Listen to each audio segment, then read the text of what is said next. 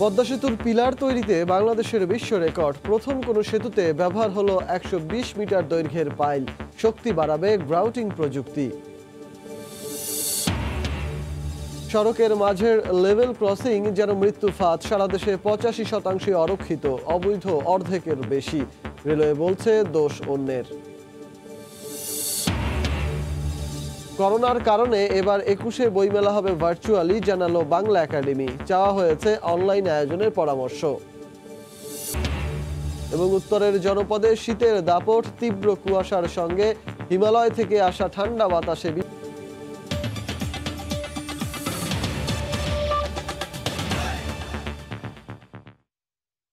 ভোরের সময়ে সঙ্গে আছি আমি সজল মিত্র রিচার্ড। শুধু সেতুর সবগুলো স্প্যান দৃশ্যমান করার সাফল্য নয়, পদ্মা সেতুর পিলারগুলো তৈরিতেও বিশ্ব রেকর্ড গড়েছে বাংলাদেশ।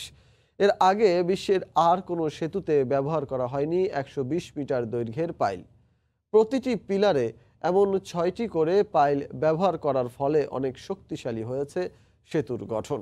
নকশা জটিলতা থাকা পিলারগুলোতে প্রথমবারের মতো ব্যবহার করা হয়েছে গ্রাউটিং প্রযুক্তি। বিস্তারিত জানাচ্ছেন এহসান জুয়েল। নদীতে দৃশ্যমান সবগুলো স্প্যান, বিশাল আকৃতির বড় বড় পিলারের উপর বসানো আছে স্প্যানগুলো। এখন পর্যন্ত দেশের মেগা প্রকল্পগুলোতে যে অবকাঠামো তৈরি করা হচ্ছে তার মধ্যে সবচেয়ে বৃহৎ আকৃতির এই পিলারগুলো জানান দিচ্ছে কতটা শক্তিশালী ও মজবুত স্বপ্নের এই সেতু। প্রতিটি পিলারে নদীর তলদেশে প্রবেশ করানো হয়েছে ১২০ মিটার দৈর্ঘ্যের ৬টি করে পাইল। এই পাইলগুলোকে এমনভাবে ডিজাইন করা হয়েছে যাতে মাটির তলদেশে খুঁটিগুলো মাকড়সা জালের মতো একটি কাঠামো তৈরি করে থাকে। মাওয়া নদীর তলদেশের কিছু অংশে শক্ত মাটি খুঁজে না পাওয়ায় পিলার বসানো নিয়ে দেখা দেয় জটিলতা। সেক্ষেত্রে পাইলের দৈর্ঘ্য না বাড়িয়ে সংখ্যা বাড়িয়ে করা হয় ৭টি। সে পাইলগুলোর উপরের অংশে ক্যাপ বসানোর পর শক্তিশালী কাঠামো দিয়ে পানির উপরে তৈরি করা হয়েছে পিলার হেড।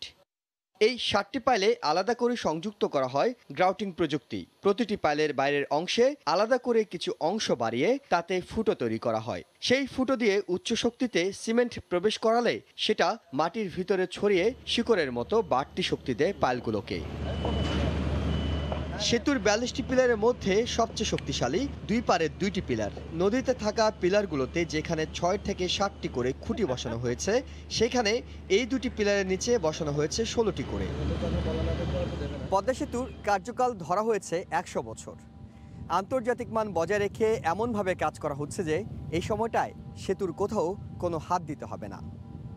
প্রকল্প কর্তৃপক্ষের প্রত্যাশা, সঠিক রক্ষণাবেক্ষণ নিশ্চিত করা গেলে এই সময়ের পরেও আরও অনেক বছর সেবা পাওয়া যাবে দেশের ইতিহাসে নির্মিত সবচেয়ে বড় এই সেতু থেকে। এহসান জুয়েল, সময় সংবাদ, জাজিরা, শরীয়তপুর। সারা দেশে লেভেল ক্রসিংয়ে ৮৫% অরক্ষিত, যা আছে তার অর্ধেকেরই আবার অবৈধ। সবকটিতে নেই গেটম্যান। এতে প্রায়ই ঘটছে দুর্ঘটনা। অপ্রয়োজনীয় অবৈধ লেভেল ক্রসিংগুলোকে বাতিল করে লোকবল নিয়োগ দিয়ে আধুনিকায়নের তাগিদ বিশেষজ্ঞদের। বরাবরের মতো আশ্বাস মিলেছে রেলমন্ত্রীর কাছ থেকে। নাজমুস সালেহির প্রতিবেদন। সড়কের মাঝখানে এ যেন মৃত্যু ফাঁদ। নেই গেটম্যান, সতর্কতার কোনো নির্দেশনা। রাস্তার মাঝখানে গড়ে ওঠা এই মৃত্যু ফাঁদে শুধু রেলের হিসেবেই গত ৫ বছরে মারা গেছে ১২০ জন। অথচ ২৯০০ কিলোমিটার রেল লাইনের প্রায় প্রতি কিলোমিটারে একটি লেভেল ক্রসিং রয়েছে, যার মধ্যে বৈধ ক্রসিংয়ের সংখ্যা মাত্র ১৪০০। রেলওয়ে বলছে চলাচলের সুবিধার্থে স্থানীয় সরকার, সড়ক ও জনপথ অধিদপ্তর, ইউনিয়ন পরিষদ, এমনকি বিভিন্ন বেসরকারি প্রতিষ্ঠানও নিজেদের প্রয়োজনে ইচ্ছে মতো ক্রসিং বানিয়েছে। অরক্ষিত লেভেল ক্রসিংয়ে শুধু মৃত্যুর মিছিলই বাড়ছে না, গতি কমছে ট্রেনেরও। যেহেতু অহেতুকভাবে এই লেভেল ক্রসিংগুলি চলে আসছে, অনাকাঙ্ক্ষিত প্রতিদিন আমি দেখতে পাচ্ছি, এখন রেলের দুর্ঘটনায় কিন্তু বাড়ছে। আবার গেটম্যান ছাড়াই চলছে প্রায় ৯০০ লেভেল ক্রসিং। এগুলোর সংখ্যা কমিয়ে আধুনিক প্রযুক্তি ব্যবহারের তাগিদ যোগাযোগ বিশেষজ্ঞদের।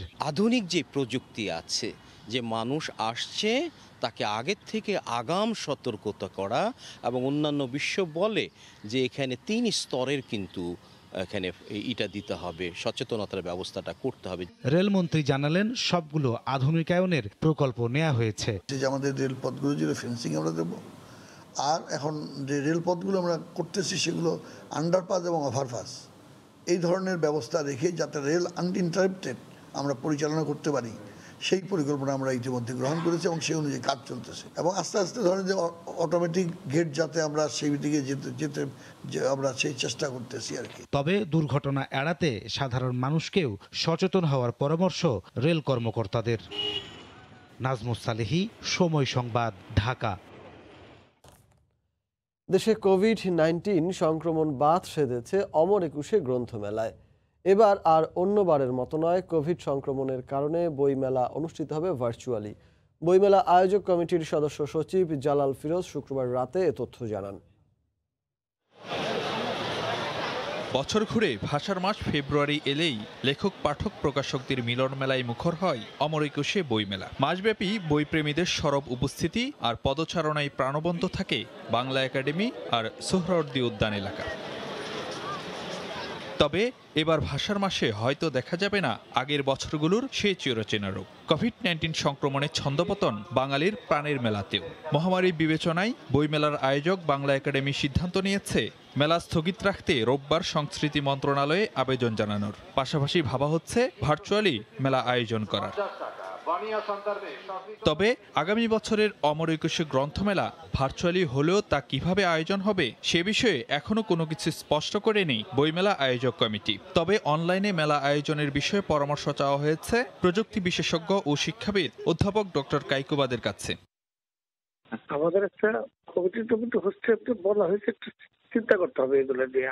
আমাকেও বলছে কিন্তু আমরা মিটিং এ বসে নেই, সুতরাং কিছু বলা যাচ্ছে না। তাই মিটিং এ বসতে তখন আমরা ওকে। মিটিং এ কবে নাগাদ বসবেন স্যার? সেটা আমি জানি না। বাংলা একাডেমি থেকে যখন ঠিক করবো তখন আমরা বসবো। 2020 সালে বইমেলায় নতুন বই আসে 4919টি আর বিক্রি হয় 2,40,00,000 টাকার বই। ফারুক ভিয়া, রবিন, সময় সংবাদ, ঢাকা। আইডি হ্যাক করে ধর্মীয় উস্কানি সহ বিভিন্ন অপপ্রচার চালানোর অভিযোগে বাংলাদেশের দুটি হ্যাকার গ্রুপের বিরুদ্ধে ব্যবস্থা নিল ফেসবুক। শুক্রবার এক বিবৃতিতে সামাজিক যোগাযোগ মাধ্যমটি জানায়, ডাউনস্ট্রিম ও ক্র্যাফ নামের দুটি হ্যাকার গ্রুপ বিভিন্ন ব্যক্তির আইডি হ্যাক করে এই অপপ্রচার চালিয়েছে। এ অবস্থায় ব্যবহারকারীদের নিজেদের নিরাপত্তায় আরও সতর্ক হওয়ার পরামর্শ দিয়েছে তারা। প্রযুক্তিবিদরা বলছেন, এই সুযোগ ব্যবহার করে ফেসবুকের কাছে হ্যাকিংয়ে আরও তথ্য চাইতে পারে দেশের আইন শৃঙ্খলা রক্ষাকারী বাহিনী। শুক্রবার ফেসবুকের দেওয়া বিবৃতিতে বলা হয়, বাংলাদেশের ডাউনস্ট্রিম এবং ক্র্যাফ একত্রিত হয়ে সামাজিক যোগাযোগ মাধ্যমে বিভিন্ন আইডি এবং পেজ নানা অজুহাতে রিপোর্ট করতে থাকে। আইডি নিষ্ক্রিয় করার পর সেসব আইডি ও পেজের দখল দিতে কাজ করত গ্রুপ দুটি। অ্যাকাউন্টের দখলে নিতে বৈধ ব্যবহারকারীর ইমেইল এবং মোবাইল বা কম্পিউটার ব্যবহার করেছে হ্যাকাররা। অ্যাকাউন্ট ও পেজ হ্যাক করে সেগুলোতে ধর্মীয় উস্কানিমূলক বিভিন্ন নিজস্ব কন্টেন্ট ছড়ানোর কাজে ব্যবহার করেছে বলে তদন্তে বেরিয়ে এসেছে। আইডি এবং হ্যাক হচ্ছে পাসওয়ার্ড ছিনিয়ে নিচ্ছে এই শুধু লিঙ্ক টেকনোলজির মাধ্যমে। হ্যাকার একটা ফাঁদ ফেলে, ফাঁদটাকে ইনবক্সে বিভিন্ন লিঙ্ক পাঠিয়ে দেয় কিংবা ইমেইলে কোনো লিঙ্ক পাঠিয়ে দেয়। ইনবক্সে একটা লোভনীয় অফার দেয়, আপনাকে একটা লিঙ্ক দিল, এই লিঙ্কে ক্লিক করে আপনি রেজিস্ট্রেশন করুন। লিঙ্কে ক্লিক করা মাত্রই আপনার মোবাইলের যাবতীয় তথ্য, বিশেষ করে আপনার কন্ট্যাক্ট, আপনার ইউজার নেম, পাসওয়ার্ড, এভরিথিং হ্যাকারদের কাছে ডাটাবেসটা চলে যায়। এই দুটি গ্রুপ ধর্মীয় উস্কানি সহ বিভিন্ন অপপ্রচার চালিয়েছে এমন অ্যাকাউন্ট ও পেজগুলো ইতোমধ্যেই সরিয়ে দেওয়ার কথা জানিয়েছে ফেসবুক। পাশাপাশি যাদের ফেসবুক অ্যাকাউন্ট বা পেজ হ্যাক হয়েছে তাদেরও বিষয়টি অবহিত করেছে তারা। প্রযুক্তিবিদরা বলছেন, ফেসবুক কর্তৃপক্ষের দেয়া এই সুবিধা ব্যবহার করে হ্যাকিংয়ে আরও তথ্য চাইতে পারে দেশের আইনশৃঙ্খলা বাহিনী। এখন ফেসবুক থেকে একটা সাড়া পাওয়া যাচ্ছে এবং পাশাপাশি ফেসবুক একটা ডাটাবেস প্রকাশ করেছে। এটা কিন্তু সত্যি প্রশংসনীয় এবং আমাদের প্রশাসনের জন্য এটা খুবই উপকারী হবে। শুধু বাংলাদেশ নয়, ভিয়েতনামেরও হ্যাকার গ্রুপের বিরুদ্ধে ব্যবস্থা নেওয়ার কথা জানিয়েছে ফেসবুক কর্তৃপক্ষ। শুভ খান, সময় সংবাদ, ঢাকা। করোনায় আক্রান্ত হয়ে দেশে আরও 19 জন মারা গেছেন। এ নিয়ে মৃতের সংখ্যা বেড়ে দাঁড়ালো 6,986 জনে। স্বাস্থ্য অধিদপ্তরের হিসেবে শুক্রবার দেশে নতুন শনাক্ত হয়েছেন 1,884 জন।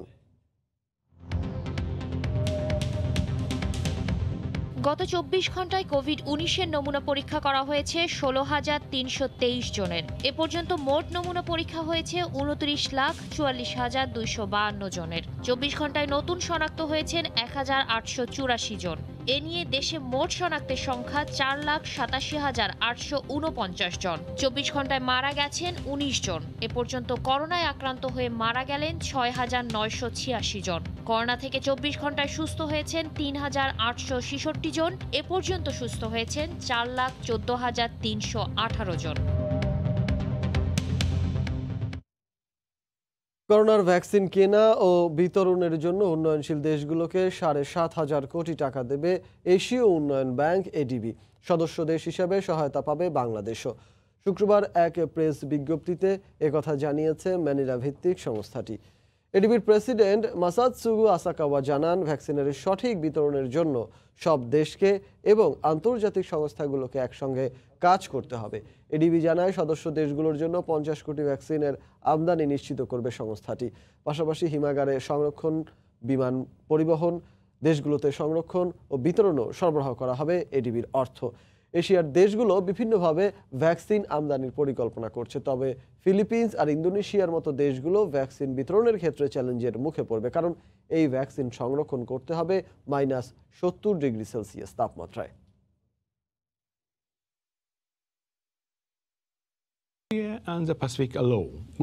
আমরা জানি করোনার বিস্তার ঠেকাতে নিরাপদ আর কার্যকর টিকাদান কর্মসূচির বিকল্প নেই। জীবন বাঁচাতে, কর্মক্ষেত্রে, ভ্রমণে, সব কাজেই আস্থা ফেরাতে ভ্যাকসিনের সুষ্ঠু বিতরণ ও প্রয়োগ নিশ্চিত করতে হবে। সংকটের সময় নিশ্চিত করতে চাই এডিবির সদস্য দেশগুলোর তহবিল সংকট হবে না। সাধারণ মানুষের কাছে ভ্যাকসিন পৌঁছে দিতে হবে। বিএনপির আশ্রয়ে থাকা সব ধর্মভিত্তিক অপশক্তি ও স্বাধীনতা বিরোধীদের বিচারের আওতায় আনা হবে বলে জানিয়েছেন আওয়ামী লীগের যুগ্ম সাধারণ সম্পাদক মাহবুবুল আলম হানিফ। দেশে সবচেয়ে বড় মানবাধিকার লঙ্ঘন জিয়াউর রহমানের আমলে হয়েছিল অভিযোগ করে তিনি বলেন, 75-এ জাতির জনক বঙ্গবন্ধু ও তার পরিবারের সদস্যদের হত্যাকারীদের বিচার না করে তাদেরকে পুরস্কৃত করা হয়েছিল। ইতিহাসের সবচেয়ে বড় মানবাধিকার লঙ্ঘনের ঘটনা এই বিএনপির প্রতিষ্ঠাতা খনি জিয়া রহমানই করেছিলেন, 75-এর 15 জাতির প্রতীকে হত্যাকারীদের পুরস্কৃত করার মাধ্যমে। এরপরে কোন লজ্জায় তারা মানবাধিকার লঙ্ঘনের কথা বলে, সেটা জাতির বোধগম্য নয়। ধীরে ধীরে আমরা স্বাধীনতা বিরোধী এই সমস্ত অপশক্তির সকলকেই বিচারের আওতায় আমরা আনব। বঙ্গবন্ধুর ভাস্কর্য অবমাননাকারীদের কাজ রাষ্ট্রদ্রোহিতার শামিল দাবি করে তাদের বিচারের মুখোমুখি করা হবে বলে জানিয়েছেন কৃষিমন্ত্রী আব্দুর রাজ্জাক। গতকাল বিকেলে টাঙ্গাইল জেলা সার্কিট হাউসে সাংবাদিকদের সঙ্গে এই কথা বলেন তিনি। যারা এই ধরনের কথা বলে, এই ধরনের কাজ করে, এটা রাষ্ট্রদ্রোহিতার শামিল। একটা রাষ্ট্রদ্রোহীর যে শাস্তি আইন অনুযায়ী, সেই আইনেই তাদের বিচার হবে এবং তাদেরকে অবশ্যই বিচারের কাঠগড়ায় দাঁড়া করানো হবে। আগামীতে চতুর্থ শিল্প বিপ্লবে বাংলাদেশকে নেতৃত্ব দেওয়ার জন্য আইসিটি খাতকে বিশেষ ভূমিকা রাখতে হবে বলে জানিয়েছেন প্রধানমন্ত্রীর বেসরকারি বিনিয়োগ বিষয়ক উপদেষ্টা সালমান এফ রহমান। একই সঙ্গে পদ্মা সেতু নির্মাণের অগ্রগতির মাধ্যমে সরকার বিভিন্ন মহলের সমালোচনার জবাব দিয়েছে বলেও জানান তিনি। ডিজিটাল ওয়ার্ল্ড 2020-এর সমাপনী অনুষ্ঠানে তিনি একথা বলেন। নেক্সট লেভেলটা আমাদেরকে যেতে হবে, আর সেটা হলো আপনার ফোর্থ ইন্ডাস্ট্রিয়াল রেভলিউশন। আমরা ফোর্থ ইন্ডাস্ট্রিয়াল রেভলিউশনটাকে ইনশাআল্লাহ আমরা লিড করব। পদ্মা সেতু সম্বন্ধে তারা শুধু টাকার কথা বলে নাই, তারা বলছে বিশ্ব ব্যাংকের মতন প্রফেশনাল অর্গানাইজেশন যদি না থাকে, তাহলে এত বড় প্রকল্পটা কিন্তু কোনোদিন বাস্তবায়ন করা সম্ভব নয়। আমরা কিন্তু প্রমাণ করে দিয়েছি নিজে টাকায় করতে পারি, এবং যত বড়ই প্রকল্প হোক না কেন আমরা সেটা বাস্তবায়ন করতে পারি। ভোরের সময় আরো থাকছে।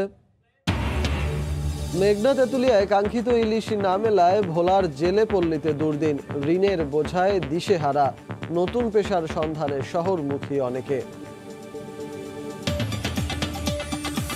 নদী বন্দরগুলোর দিকে তাকাতে চাই। ঘন কুয়াশায় বিঘ্নিত হচ্ছে নৌ চলাচল। এই মুহূর্তে সদরঘাটে আছেন আমাদের সহকর্মী হাজেরা শিউলি। লঞ্চ চলাচলের খবর জানতে সরাসরি চলে যাব তার কাছে। শিউলি, রিচার্ড, আপনি জানেন যে সদরঘাটের এই টার্মিনাল থেকে প্রতিদিন বরিশাল সহ দক্ষিণ অঞ্চলের বিভিন্ন রুটে প্রায় 40টি রুটের প্রতি প্রায় 70টির মতো লঞ্চ ছেড়ে যায়। আবার পিরোজপুর, ঝালকাঠি, বরগুনা, বরিশাল, ভোলা সহ বিভিন্ন অঞ্চল থেকে আবার এই সদরঘাটের উদ্দেশ্যে কিন্তু লঞ্চগুলো আসে। এবং শীত মৌসুমে কিন্তু ঘন কুয়াশার কারণে লঞ্চ চলাচল অনেক সময় বিঘ্নিত হয়। তবে আজকে কিন্তু কুয়াশার প্রকোপ তুলনামূলক কম ছিল। এবং সকাল এই 6টা সোয়া 6টা পর্যন্ত প্রায় 20টির মতো লঞ্চ বিভিন্ন গন্তব্য থেকে সদরঘাটে এসে পৌঁছেছে এবং আপনারা দেখছেন যে যাত্রীরা লঞ্চ থেকে নামছেন। এবং আমি এখানে যাত্রী এবং লঞ্চের যে সুকানি মাস্টার তাদের সাথে কথা বলেছি, যে তারা জানিয়েছেন যে আজকে আবহাওয়া তুলনামূলক ভালো ছিল, তাই কিন্তু অনেকটা সঠিক সময়ে কিন্তু লঞ্চগুলো সদরঘাটে এসে পৌঁছেছে। তবে এই সময়টাতে যে সমস্যাটি হয় তারা যেটি বলছেন যে আসলে কুয়াশার কারণে পুরো এলাকায় কিন্তু কুয়াশার চাদর আবৃত থাকে, তাই জাহাজের যে মাস্টার বা চালক তাদের জাহাজ চালাতে সমস্যা হয়। কম্পাস এবং অভিজ্ঞতাকে কাজে লাগিয়ে তারা জাহাজটি গন্তব্যে নিয়ে আসেন। তবে অনেক সময় মাঝপথে থেমে যেতে হয় এবং এই সময় কিন্তু নাব্যতা একটি বড় সংকট হিসেবে দেখা যায়। অনেক জায়গায় কিন্তু ডুবোচর রয়েছে, সেক্ষেত্রেও কিন্তু লঞ্চগুলোকে অনেক সময় ডুবোচর আটকা পড়তে হয়। তো সব কিছু মিলিয়ে এই শীত মৌসুমে কিন্তু লঞ্চ চালাতে অনেকটাই চ্যালেঞ্জের মুখে পড়তে হয় এবং অনেক সময় কিন্তু ছোটোখাটো দুর্ঘটনা ঘটে, সেক্ষেত্রে কিন্তু যাত্রীদেরকে দুর্ভোগ পোহাতে হয় এবং লঞ্চগুলো যখন দেরিতে আসে তখন কিন্তু সেগুলো দেরিতেই ছেড়ে যায় এবং প্রতিটি যাত্রায় বিলম্ব হয়। তবে এবং প্রতিদিনই প্রায় 70 থেকে লঞ্চ ছেড়ে যায়। এছাড়া কিন্তু যাত্রীবাহী যে লঞ্চগুলো সেগুলোর সাথে কিন্তু অনেক দক্ষিণাঞ্চল থেকে অনেক মালামাল আসে, কৃষি পণ্য আসে, সেক্ষেত্রে যেমন নানা ধরনের সবজি ডাব রয়েছে, এছাড়া নানা ধরনের পণ্য আছে এবং সেগুলো কিন্তু এই সদরঘাট থেকে রাজধানীর বিভিন্ন বাজার বা দেশের অন্যান্য অঞ্চলে কিন্তু চলে যায় এবং প্রতিদিন প্রায় 30,000 যাত্রী কিন্তু এই সদরঘাট থেকে দক্ষিণাঞ্চলে বিভিন্ন গন্তব্যে যাওয়া আসা করেন। তো বলা যায় যে বিরাট সংখ্যক যাত্রী কিন্তু এই নৌপথে চলাচল করে, তাই এই লঞ্চে শীত মৌসুমে তাদের যাত্রা নির্বিঘ্ন করতে কিন্তু নানা ধরনের উদ্যোগ নেওয়া হয়ে থাকে এবং এই করোনাকালীন সময়ে কিন্তু দীর্ঘদিন কিন্তু লঞ্চ চলাচল বন্ধ ছিল, পরে কিন্তু আবার স্বাভাবিক হয়ে যায়। তো আজকে কিন্তু এখন এই সকালে এই সময়টাই কিন্তু পুরো ব্যস্ত সময় পার করছে এখানকার যে লঞ্চের যে সদরঘাটের যে মালামাল পারাপারের সাথে বা মালামাল পরিবহনের সাথে যারা জড়িত তারা এবং যাত্রীরা তাদের মালামাল নিয়ে নামছেন স্ব গন্তব্যে কিন্তু তারা তাদের যাওয়ার উদ্দেশ্যে যাচ্ছেন। এখন পর্যন্ত দেখা যাচ্ছে বিভিন্ন লঞ্চগুলো কিন্তু এই সদরঘাটে কিন্তু তারা নোঙর করে আছে এবং 1-2 ঘন্টা পর এগুলো আবার কিন্তু দক্ষিণাঞ্চলের বিভিন্ন গন্তব্যের উদ্দেশ্যে ছেড়ে যাবে। তো আজকে যেহেতু আবহাওয়া ভালো, তাই কিন্তু লঞ্চগুলো যথাসময়ে এসে পৌঁছেছে এবং আকাশও কিন্তু দেখা যাচ্ছে যে অনেকটা পরিষ্কার। তো সেক্ষেত্রে বলা যায় যে হয়তো দিনের অন্যান্য লঞ্চগুলো যথাসময়ে ছেড়ে যাবে, যেহেতু সকাল থেকে লঞ্চগুলো কিন্তু অনেকটা যথাসময়ে এসে নোঙর করেছে। তবে গত দুদিনে কিন্তু ঘন কুয়াশার কারণে বিভিন্ন স্থানে ফেরি চলাচল বিঘ্নিত হয় এবং সেক্ষেত্রে এবং নৌযানগুলো চলাচলে কিন্তু সমস্যা দেখা দেয় এবং এই সময় কিন্তু একটি বড় সমস্যা দেখা যায়।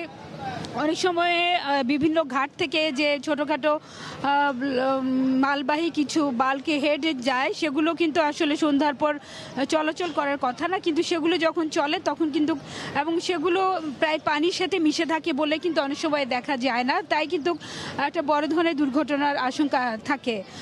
তো আসলে এই আবহাওয়ার উপরে কিন্তু শীত মৌসুমে কিন্তু নৌযান থেকে শুরু করে অন্যান্য যেমন বিমান চলাচল, রেল চলাচলও কিন্তু অনেকটা প্রভাব পড়ে।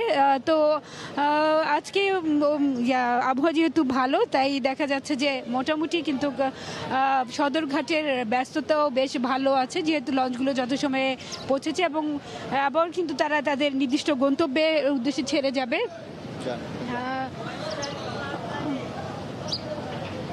তো এখন সকাল 6:30 পর্যন্ত বলা যায় 20 থেকে 25টির মতো লঞ্চ কিন্তু এসে নোঙর করেছে এবং সারাদিন কিন্তু, তবে বিকাল 4টা থেকে রাত 8টা পর্যন্ত কিন্তু বেশি পিক আওয়ার চলে। তবে এই সময় যেহেতু কুয়াশার সাথে অনেক কিছু নির্ভর করে, তাই সেভাবে কিন্তু জোয়ার ভাটা অনুযায়ী কিন্তু লঞ্চের চালকরা সেভাবেই তাদের লঞ্চের শিডিউল অনেক সময় ঠিক করা হয়ে থাকে। নিচের এই ছিল আমার কাছে এখনকার মধ্যে সদরঘাট থেকে সব শেষ। কুয়াশার কারণে বিভিন্নভাবে বিঘ্নিত হয় দেশের নৌযান চলাচল, তারই সবশেষ খবরাখবর জানাতে সদরঘাট লঞ্চ টার্মিনাল থেকে আমাদের সঙ্গে যুক্ত হয়েছিলেন সহকর্মী হাজেরা শিউলি। মৌসুম জুড়ে মেঘনা তেঁতুলিয়া নদীতে কাঙ্ক্ষিত ইলিশ না পাওয়ায় দুর্দিন চলছে ভোলার জেলে পল্লীতে। মহাজনের দাদন আর এনজিওর ঋণ পরিশোধ নিয়ে দিশেহারা জেলে ও ব্যবসায়ীরা। জীবিকার সন্ধানে কয়েক হাজার জেলে ঢাকা চট্টগ্রাম গিয়ে নতুন পেশায় যুক্ত হচ্ছেন। নদীর প্রবেশমুখ নিষিদ্ধ জালে আটকে রাখা ও ডুবোচরের কারণে মাছের সংকট বাড়ছে বলে মনে করছেন বিশেষজ্ঞরা। আর দুস্থ জেলেদের বিকল্প কর্মসংস্থান সহ সরকারি সাহায্যের আওতায় আনার আশ্বাস মৎস্য বিভাগের। নাসিরউদ্দিন লিটনের তথ্য, উৎপল দেবনাথের ছবি নিয়ে রিপোর্ট। চলতি মৌসুমে সাগরে ব্যাপক ধরা পড়লেও কাঙ্ক্ষিত ইলিশের দেখা মিলেনি ভোলার মেঘনা তেঁতুলিয়া নদীতে। মাছ না থাকায় মহাজনরাও নতুন করে দাদন দিতে রাজি হচ্ছেন না। পুরনো দাদন পরিশোধের চাপ আসছে প্রতিনিয়ত। নেই বিকল্প কোনো কর্মসংস্থানও। তাই অনেকে জাল নৌকা রেখে সবজি চাষ ও নির্মাণ শ্রমিকের কাজে নেমে পড়েছেন। নদীতে মাছ ধরা অধিকাংশ জেলের একই অবস্থা। এতে পরিবার পরিজন নিয়ে নানা সংকটের মুখে পড়েছেন কর্মহীন জেলেরা। কিস্তির থেকে টাকা কিস্তির টাকাও পরিশোধ করতে পারি না। যে অবস্থা আমার দেশে থাকতে বড় দায়, একলা আমি না সবাই আমাকে জেলে গো এই পরিস্থিতি চলতে আছে। ধান কান কাটি এটা কোন রকম সংসার চালাই, এরপরে সংসার চলে না, আমার কষ্ট হয় অনেক। শুধু জেলেরা নয়, মাছ না পাওয়ায় পুঁজি হারানোর শঙ্কায় রয়েছেন মহাজনরাও। আমাদের যে পরিমাণ টাকা ইনভেস্ট করা যায় জেলেদের কাছে, তাতে শতকরা 10% মাছ ঘাটে আসে। এই মাছে আমাদেরও পোষে না, জেলেদেরও পোষে না। এবারে আমাদের অতিরিক্ত লস হইতেছে। কর্মসংকটে থাকা জেলেদেরকে টিকিয়ে রাখতে সহজ শর্তে ঋণের দাবি জেলে সমিতির এই নেতার।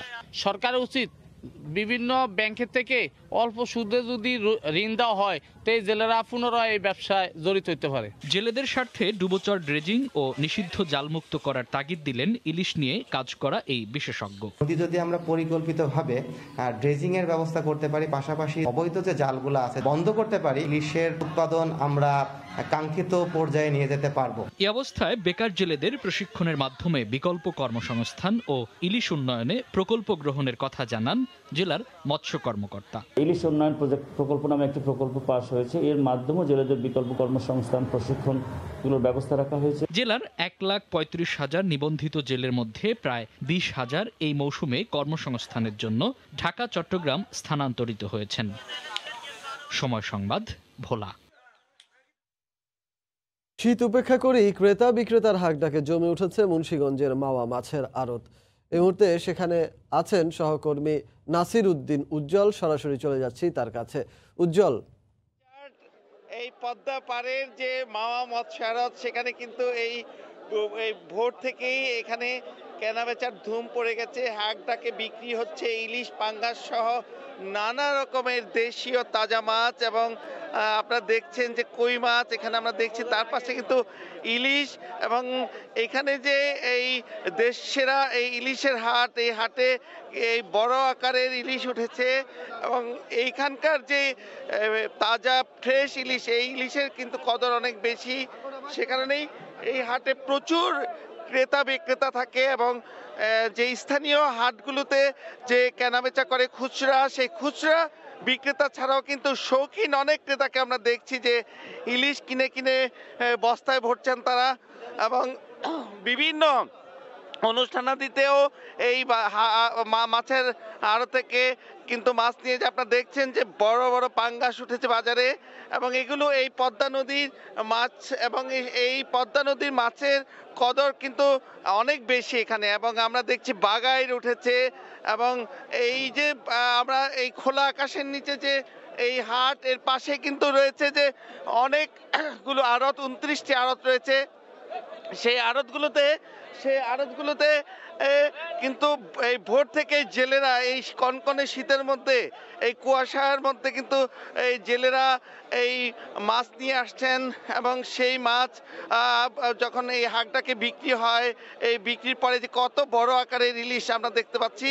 তো এই যে এই এলাকায় এই জেলা মৎস্য অফিস যেটা বলছে যে 10,000-এর বেশি নিবন্ধিত মাছ রয়েছে, এই নিবন্ধিত জেলে রয়েছে জেলায়।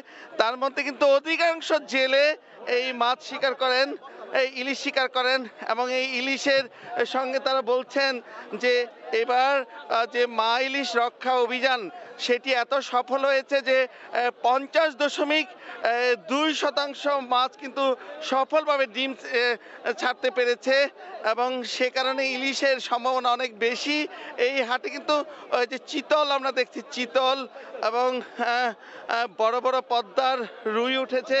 এই যেটা বলছিলাম যে জেলা মৎস্য অফিস থেকে যেসব তথ্য দিচ্ছে সেটি কিন্তু এবার ইলিশের অনেক বেশি উৎপাদন বাড়বার সম্ভাবনা, কারণ এই পদ্মা এবার সফলভাবে, যে আপনারা জানেন যে হেলিকপ্টার ব্যবহার করেও কিন্তু ইলিশ অভিযানে অনেক রকম পদক্ষেপ নেওয়া হয়েছে এবং জেলেদেরকে নিবৃত্ত রাখার চেষ্টা করা হয়েছে যে এখানে যাতে কোনোভাবে মা ইলিশ নিধন না হয়, সে কারণে কিন্তু নতুন ইলিশ বাজারে আসতে শুরু করেছে এবং তারা বলছেন যে এবার ইলিশের জেলেরা বলছেন যে এই মৌসুমে যে বড় বড় ইলিশ পাওয়া যাচ্ছে, এত বড় ইলিশ কিন্তু অন্যান্য মৌসুমে পাওয়া যায়নি এবং এখানে যেই মা ইলিশ রক্ষা অভিযান হয়েছে সেখানে কিন্তু 600-র মতো জেলেকে জেলে পাঠাতে হয়েছে এবং তাদের যে পরবর্তীতে আর জেলে যেতে না হয় এবং আরো বেশি সচেতন হয়, সেই লক্ষ্যে কিন্তু এই গেল 27 নভেম্বর একটি ইলিশ উৎসব হয়ে গেছে এখানে।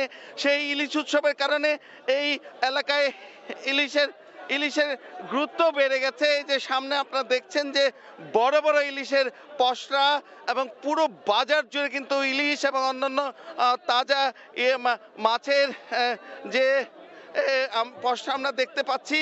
তো আমরা যেটি বলছি রিচার্ড, যে এই ভোরের আলো ফোটার পরপরই যে এখানে এরকম হাট বসে, কিন্তু প্রতিদিনের এই ইলিশের হাট এবং এই মাছের বেচা বিক্রি, এইখানকার যে দেশ সেরা এই ইলিশের হাট, সেই হাটের যে দাম দেখা যায় যে যেদিন সরবরাহ বেড়ে যায় সেদিন কিন্তু দাম কমে যায়। তবে এই আজকে ইলিশের বাজার তারা বলছিলেন যে 900 টাকা কেজি দরে বিক্রি করছেন বড় ইলিশ। তো এই ছিল এই মৎস্য আড়তের সর্বশেষ রিচার্ড। মুন্সিগঞ্জের মাওয়া মাছের আড়ত থেকে মাছ বেচা কেনার সবশেষ খবরাখবর জানাচ্ছিলেন সহকর্মী নাসির উদ্দিন উজ্জ্বল। ভোরের সময় আরও থাকছে, ব্রাহ্মণবাড়িয়া আঞ্চলিক পাসপোর্ট অফিসে দালালের দৌরাত্ম্য, জড়িত অফিসের কর্মচারীরাও, অভিযোগ গ্রাহকদের ই পাসপোর্ট চালু হওয়ায় কমবে ভোগান্তি।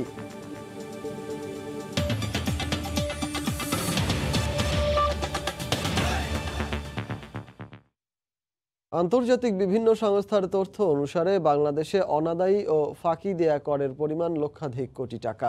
তবে এনবিআর এর তদন্তে ধরা পড়ছে সামান্যই। তবে এ ব্যাপারে কর বিভাগের কাছে কোনো পূর্ণাঙ্গ তথ্য নেই, আর এজন্য কর্মকর্তাদের অদক্ষতা ও দুর্নীতির পাশাপাশি সেকেলে কর আদায় ব্যবস্থাকে দুষছেন বিশ্লেষকরা। এছাড়াও রয়েছে বহুজাতিক কোম্পানিগুলোর ট্রান্সফার প্রাইসিং এর মাধ্যমে বিপুল রাজস্ব ফাঁকি দেওয়ার ঘটনা। বিস্তারিত হাজিরা শিউলির রিপোর্টে। ঢাকার রাস্তায় বিলাসবহুল গাড়ির দাপট এবং সুরম্য ভবন বলে দেয় টাকার পাহাড় গড়েছেন অনেকে। কর ফাঁকি দিয়ে প্রভাবশালীরা নামে বেনামে জমি, ফ্ল্যাট, গাড়ি ও সঞ্চয়পত্র কিনলেও অধিকাংশ এসব আয় বা সম্পদ দেখান না আয়কর রিটার্নে। শুধু তাই নয়, বৈধ আয়ের বড় অংশও নেই করের আওতায়। প্রকৃত হিসাব লুকিয়ে আমদানি পণ্যের মূল্য কম দেখিয়ে এবং ট্রান্সফার প্রাইসিং সহ নানাভাবে দেওয়া হচ্ছে রাজস্ব ফাঁকি। মাল্টি ন্যাশনাল কোম্পানিগুলো হেডকোয়ার্টারে অনেক টাকা নিয়ে যায়, ট্রান্সফার প্রাইসিং মেকানিজম বলে। তো এইটা আমরা আইন এনেছি কিন্তু এখনো ধরার কায়দা নেই। তো যার ফলে বিভিন্নভাবে মানি লন্ডারিং হয়ে যাচ্ছে। আমরা প্রপার্টি ট্যাক্স আদায় করতে পারি না। ঢাকাতে আপনি দেখেন কিছু লোকের কত বাড়ি গাড়ি আছে। অর্থনীতিবিদরা বলছেন দুর্নীতি, অদক্ষতা, প্রশাসনিক ও আইনি দুর্বলতার পাশাপাশি অটোমেশন না হওয়ায় জিডিপির প্রায় 10% কর আদায় হচ্ছে না। আমাদের অনাদায়ী পরিমাণ হচ্ছে জিডিপির প্রায় 10% মতো, অর্থাৎ দ্বিগুণেরও বেশি আমরা কালেক্ট করতে পারতাম যদি আমাদের এই ফাঁকিগুলো আমরা নীতিগতভাবে, প্রশাসনিকভাবে এবং অটোমেশনের মাধ্যমে আমরা এই সমস্যাগুলো সমাধান করতে পারতাম। কর কর্মকর্তারা বলছেন সীমিত লোকবল, অপ্রতুল অবকাঠামো সহ নানা সীমাবদ্ধতার মধ্যে রাজস্ব ফাঁকি উদ্ঘাটনে সর্বোচ্চ চেষ্টা করা হয়। ইনকাম ট্যাক্সের নিজস্ব কোনো পুলিশ সার্ভিস নাই বা এভাবে ইনভেস্টিগেশন করানোর জন্য যে স্পেশাল ট্রেনিং প্রয়োজন হয়, দক্ষতা প্রয়োজন হয়, লোকবল প্রয়োজন হয়, সেটাও নাই। সীমিত লজিস্টিক সাপোর্টের মধ্যে যতখানি সম্ভব আমরা চেষ্টা করে যাচ্ছি। প্রতিবেশী দেশ ভারত ও নেপালে কর জিডিপি অনুপাত যেখানে 16% বেশি, সেখানে বাংলাদেশে এই অনুপাত মাত্র 9%। যুক্তরাজ্য ভিত্তিক অর্থ পাচার বিরোধী সংগঠন global financial integrity GFI report অনুসারে 2006 থেকে 2015 পর্যন্ত এক দশকে বাংলাদেশ থেকে পাচার হয়েছে 5,30,000 কোটি টাকা। হাজারের শিউলি, সময় সংবাদ, ঢাকা। এক মাস পর গতকাল আখ মারাই শুরু করেছে নাটোর জেলার দুটি চিনি কল। লক্ষ্য প্রায় 30,000 মেট্রিক টন চিনি উৎপাদন। অন্যদিকে বকেয়া বেতন ভাতা পরিশোধের দাবি জানিয়েছেন শ্রমিক কর্মচারীরা। নাটোর প্রতিনিধি আল মামুনের পাঠানো তথ্য ও ছবিতে রিপোর্ট। নাটোর চিনিকল ও নর্থ বেঙ্গল চিনিকলে শুক্রবার বিকেলে আখ মারাই শুরু হয়েছে। সবসময় নভেম্বরের মাঝামাঝিতে হলেও এবার প্রায় এক মাস পর মারাই শুরু হলো। গত মৌসুমে দেরিতে আখের দাম পরিশোধ করায় বিপাকে পড়েন কৃষকরা। তাই চলতি মৌসুমে দ্রুত টাকা প্রদানের দাবি জানান তারা। আমাদের খুব ক্ষতি হয়েছে, আমরা সাথী ফসল করতে পারি নাই। আমাদের আখের বিল পরিশোধ করে না, লেটে পরিশোধ করে, এক বছরের বিল আরেক বছর দেন, এই একটা সমস্যা আমাদের। চিনিকল দুটি চলতি মারাই মৌসুমে 3,99,000 মেট্রিক টন আখ মারাই করে প্রায় 30,000 মেট্রিক টন চিনি উৎপাদনের লক্ষ্যমাত্রা নির্ধারণ করেছে। আখ মারাই শুরু হওয়ায় খুশি হলেও বেতন ভাতার 10.5 কোটি টাকা বকেয়া থাকায় মানবেতর জীবন পার করছেন শ্রমিক কর্মচারীরা। আমাদের শ্রমিক কর্মচারীরা আজকে ঘরে চাউল নাই, খাবার নেই। তারা 6 মাস থেকে বেতন না পেয়ে অভুক্ত অবস্থায় তারা বাড়িতে লজ্জা ঢুকতে পারছে না। 6 মাস থেকে বেতন কিছু পাই নাই, বিনা স্বার্থে শ্রম দিতে হচ্ছে সুগার মিলের সাথে। এই অবস্থায় বেতন ভাতা পরিশোধের আশ্বাস দিয়েছেন নাটোর চিনিকলের ব্যবস্থাপনা পরিচালক। সদর দপ্তরের নির্দেশনা অনুযায়ী আমরা কাজ করব। ওখানে টাকা পাঠালে ওনারা নির্দেশনায় দেয় যে কোন খাতে কোন টাকা ব্যয় করা যাবে, আমরা সেইভাবে আমরা কাজ করব। গত মৌসুমে দুইটি চিনিকল 25,000 মেট্রিক টন চিনি উৎপাদন করে। এর মধ্যে প্রায় 10,500 মেট্রিক টন চিনি অবিকৃত রয়েছে। সময় সংবাদ, নাটোর। ব্রাহ্মণবাড়িয়া আঞ্চলিক পাসপোর্ট অফিসে দালাল চক্রের মাধ্যম ছাড়া নড়ে না কোনো ফাইল। অফিসের নিরাপত্তার দায়িত্বে থাকা সদস্যরা দালাল চক্রের সাথে জড়িত বলে অভিযোগ গ্রাহকদের। দালাল চক্রের দৌরাত্বের কথা স্বীকার করে অফিস প্রধান সহ সংশ্লিষ্টরা জানান, প্রযুক্তি নির্ভর পাসপোর্ট চালু হওয়ায় দালালদের অপতৎপরতার ও গ্রাহক ভোগান্তি অনেকটাই কমে আসবে। ব্রাহ্মণবাড়িয়া থেকে আনিসুর রহমানের ক্যামেরায় উজ্জ্বল চক্রবর্তীর রিপোর্ট। ব্যাংকে টাকা জমার রসিদ এবং পাসপোর্ট অফিসের নিজস্ব ফর্মে ছবি সহ আবেদন করার পরও হয় না আবেদন। এটা নেই সেটা নেই বলে এই কক্ষ থেকে ওই কক্ষে ঘুরতে থাকেন দিনের পর দিন। বলছিলেন ব্রাহ্মণবাড়িয়া আঞ্চলিক পাসপোর্ট অফিসে আসা নাটাই উত্তর ইউনিয়নের ক্ষুদ্র গ্রামের সৌদি প্রবাসী আলামিন মিয়ার স্ত্রী নীলুফা আক্তার। তার অভিযোগ, দালাল ছাড়া পাসপোর্টের আবেদন জমা দেয় এক পর্যায়ে তাকে পুলিশ দিয়ে বের করে দেওয়া হয়। পরে কর্তব্যরত আনসার সদস্যরা দালালের মাধ্যমে তাকে আবেদনের পরামর্শ দেন। শুধু নীলুফাই নন, এমন ভোগান্তির শিকার পাসপোর্ট অফিসে আসা অনেকেই। উপরতলা নিচতলা মানে কি অনবরত হাবডাউন করতেছে 4 দিন আমরা দালাল দিয়ে সেরা পাসপোর্টটি করার জন্য। আনসার আমার ডাইকে নিচে বলছে তোমরা তো পারবে না, তোমরা দালালের মধ্যে করতে হবে। এটা মানুষকে হয়রানি করে দালালের মাধ্যমে করানোর জন্য, আর কিছুই নেই, এখানে কোনো ভুল ত্রুটি কিছুই নেই। পাসপোর্ট অফিসের সংঘবদ্ধ চক্রের হয়রানির কথা তুলে ধরে পাসপোর্ট অফিসকে জবাবদিহিতার আওতায় আনার দাবি জানান সচেতন কমিটির নেতা। পাসপোর্ট কার্যক্রমে স্বচ্ছতা এবং জবাবদিহিতা নিশ্চিত করতে হবে, জনগণের কাঙ্ক্ষিত সেবা নিশ্চিত করতে হলে। তবে চলমান পাসপোর্ট সেবা চালু হওয়ায় গ্রাহক ভোগান্তি অনেকাংশে কমে আসবে বলে দাবি সংশ্লিষ্টদের। যেহেতু প্রার্থী নিজে অনলাইনে আবেদন করে নিজের শিডিউল নিয়ে অ্যাপয়েন্টমেন্ট নিয়ে সমস্ত কাগজ টাইপ করে চলে আসছে, সো ভবিষ্যতে দালাল একেবারেই থাকবে না বলা যায়, নিশ্চিন্ত। ইতিমধ্যে পাসপোর্ট অফিসে আমরা তাদের সাথে কথা বলেছি এবং তারা আশ্বাস দিয়েছেন যে এই ধরনের বিষয়গুলিকে তারা যথাযথ ব্যবস্থা নিয়ে সমাধান করবেন। 2010 সালে প্রতিষ্ঠিত ব্রাহ্মণবাড়িয়া আঞ্চলিক পাসপোর্ট অফিসে বর্তমানে প্রতিদিন অন্তত 70টি মেশিন রিডেবল পাসপোর্ট এবং 60 থেকে 70টি পাসপোর্ট পেয়ে থাকেন গ্রাহকেরা। সময় সংবাদ, ব্রাহ্মণবাড়িয়া। খাগড়াছড়ির সীমান্ত এলাকা থেকে অজ্ঞাত নারীর লাশ উদ্ধার করা হয়েছে। পুলিশ জানায়, রামগড় উপজেলার নাকাপা এলাকার নুরুল আফসারের বাড়ির পুকুরে নারীর অর্ধগলিত ভাসমান লাশ দেখতে পান স্থানীয়রা। খবর পেয়ে পুলিশ লাশটি উদ্ধার করে ময়নাতদন্তের জন্য জেলা সদর হাসপাতাল মর্গে পাঠায়। তদন্ত করে হত্যার রহস্য, নিহতের পরিচয় ও জড়িতদের শনাক্ত করে আইনের আওতায় আনা হবে বলে জানায় পুলিশ।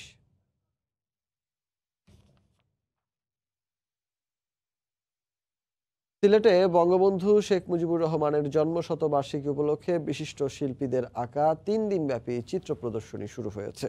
গতকাল বিকেলে সিলেট শিল্পকলা একাডেমিতে এই চিত্র প্রদর্শনীর উদ্বোধন করা হয়। ইন্দিরা গান্ধী কালচারাল সেন্টার ও নিকটস্থ ভারতীয় সহকারী হাই কমিশনার যৌথভাবে এই প্রদর্শনীর আয়োজন করে। অনুষ্ঠান উদ্বোধন করেন সংসদ সদস্য মাহমুদুজ্জামান চৌধুরী। এ সময় সংসদ সদস্য শামির আরা খানম ও শাহ জালাল বিজ্ঞান ও প্রযুক্তি বিশ্ববিদ্যালয়ের উপাচার্য সহ বিশিষ্টজনেরা উপস্থিত ছিলেন। পরে অতিথিরা প্রদর্শনী ঘুরে দেখেন। প্রদর্শনীতে 12 জন শিল্পীর আঁকা 27টি শিল্পকর্ম স্থান পেয়েছে।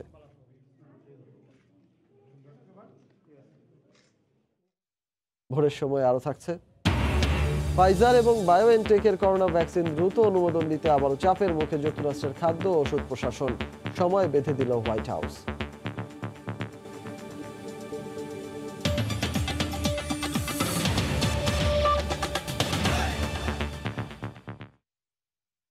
কুয়েতের সঙ্গে সরাসরি বিমান চলাচল বন্ধ থাকায় চরম দুর্ভোগে পড়েছেন প্রবাসী বাংলাদেশিরা। করোনার কারণে চাকরি হারিয়ে অনেক প্রবাসী দেশে ফেরত আসতে চাইলেও পারছেন না।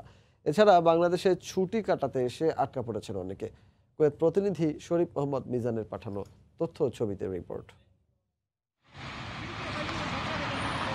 বৈশ্বিক মহামারী করোনায় লণ্ডভণ্ড বিশ্বের বিভিন্ন দেশ, চলছে অর্থনৈতিক মন্দা। ব্যতিক্রম নয় কুয়েতও। ব্যবসা প্রতিষ্ঠান ও দোকানপাট খোলা থাকলেও নেই বেচা বিক্রি। এতে প্রতিদিনই লোকসান গুনতে হচ্ছে প্রবাসী ব্যবসায়ীদের। করোনায় বেকার হয়ে ঘরে বসে দিন পার করছেন অনেকে। এমন পরিস্থিতিতে দেশে ফেরত আসতে চাইলেও কুয়েতের সাথে সরাসরি বিমান চলাচল বন্ধ থাকায় বাংলাদেশে আসতে পারছেন না তারা। এছাড়া কর্মস্থলে ফিরে যেতে না পারায় চাকরি হারিয়েছেন বাংলাদেশে আটকে পড়া অনেক প্রবাসী। এমন পরিস্থিতিতে দুই দেশের মধ্যে সরাসরি বিমান চালুর বিষয়ে বাংলাদেশ সরকারকে প্রয়োজনীয় পদক্ষেপ নেওয়ার দাবি জানিয়েছেন প্রবাসীরা। আমার যাবৎ কুয়েতের প্লেন বন্ধ আছে বাংলাদেশের সাথে যোগাযোগ, এবং দেশে যারা গেছে তারা তো আটকা পড়ে গেছে, তাদের চাকরিও শেষ হয়ে গেছে অলরেডি। আমরা যারা কুয়েতে আছি তারাও দেশে যাইতে পারছি না। প্রবাসীদের পক্ষ থেকে আমাদের একটাই আকুল আবেদন, যেন বাংলাদেশ এবং কুয়েত দুজনের সমঝোতার মাধ্যমে যাতে খুব শীঘ্রই আমাদের এই বিমান চলাচলটা চালু করে। কুয়েতে বর্তমানে 3.5 লাখের মতো বাংলাদেশি বিভিন্ন পেশায় কর্মরত রয়েছেন। এর মধ্যে বাংলাদেশে ছুটি কাটাতে এসে আটকা পড়েছেন প্রায় 14,000 প্রবাসী। সময় সংবাদ, কুয়েত। অবশেষে আগামী 5ই জানুয়ারির আগেই প্রত্যাহার হচ্ছে কাতারের ওপর সৌদি আরবের আরোপিত নিষেধাজ্ঞা। যুক্তরাষ্ট্রের মধ্যস্থতায় দীর্ঘ 3.5 বছরেরও বেশি সময় পর দুদেশের সম্পর্ক স্বাভাবিক হচ্ছে বলে জানিয়েছে বিভিন্ন আন্তর্জাতিক গণমাধ্যম। এমন খবরে স্বস্তিতে দেশটিতে বসবাসরত বাংলাদেশি ব্যবসায়ীরা। কাতার প্রতিনিধি আনোয়ার হোসেন মামুনের তথ্য ও ছবি নিয়ে রিপোর্ট। সৌদি আরব নেতৃত্বাধীন জোটের আরোপিত নিষেধাজ্ঞাকে বরাবরই অগ্রহণযোগ্য এবং ভিত্তিহীন বলে আসছিল কাতার। কিন্তু সন্ত্রাসবাদে মদদ এবং অর্থায়নের অভিযোগে অবরোধ প্রত্যাহারে অস্বীকৃতি ছিল সৌদির। তবে এবার মিত্র যুক্তরাষ্ট্রের মধ্যস্থতায় দোহার উপর থেকে নিষেধাজ্ঞা প্রত্যাহার করছে রিয়াদ। বিভিন্ন গণমাধ্যম জানিয়েছে আগামী 5ই জানুয়ারির আগেই প্রত্যাহার হচ্ছে সৌদি অবরোধ। আর এমন খবরে স্বস্তি প্রকাশ করেছেন সাধারণ প্রবাসী সহ বাংলাদেশি ব্যবসায়ীরা। আমরা আশা করছি তাড়াতাড়ি এই অবরোধ মীমাংসা হয়ে যাবে। সমস্যার সমাধান হয়ে গেলে সাধারণ মানুষের ভিতরে যেই এখন একটি ভয়ভীতি গালফের সব দেশই কাজ করছে সেটা বিরতি হবে, মানুষের ভিতরে একটা এনার্জি হবে, আর সেই ক্ষেত্রে আমাদের ব্যবসা বাণিজ্য ভালো হবে। আমরা যারা কাতারে ব্যবসা বাণিজ্য নিয়ে আসি আমাদের জন্য সবার ভালো হবে এবং আমরা লাভবান হব। সন্ত্রাসবাদের সমর্থনের অভিযোগ এনে 2017 সালে কাতারের সঙ্গে কূটনৈতিক সম্পর্ক ছিন্ন করে সৌদি আরব, সংযুক্ত আরব আমিরাত, বাহরাইন এবং মিশর। সময় সংবাদ, কাতার। ইসরায়েলের সঙ্গে মরক্কোর সম্পর্ক স্বাভাবিক করার পর বিশ্বজুড়ে মিশ্র প্রতিক্রিয়া দেখা দিয়েছে। অধিকাংশ মুসলিম দেশই মরক্কোর কঠোর সমালোচনা করেছে। তবে স্বাগত জানিয়েছে মিশর, ওমান, স্পেন সহ বেশ কয়েকটি দেশ। এদিকে এমন সিদ্ধান্তের কারণে মরক্কোর স্বার্থ রক্ষা হবে বলে মনে করছেন স্থানীয় বাসিন্দারা। ইসরায়েলের সঙ্গে সম্পর্ক স্বাভাবিক করার পর মরক্কোর সাধারণ মানুষের মধ্যে ছিল মিশ্র প্রতিক্রিয়া। অনেকেই একে দেখছেন একটি স্বাভাবিক প্রক্রিয়া হিসেবে। এর মাধ্যমে সাহারা খুব সহজেই মরক্কোর অধীনে আসবে বলেও মত তাদের। আন্তর্জাতিক আইন মেনেই আমরা ইসরায়েলের সাথে সম্পর্ক স্বাভাবিক করেছি, তবে ফিলিস্তিনিদের স্বার্থের কথা ভুলে গেলেও চলবে না। তাদের অবশ্যই 1967 সালের সীমান্তের প্রতি পূর্ণ অধিকার আছে।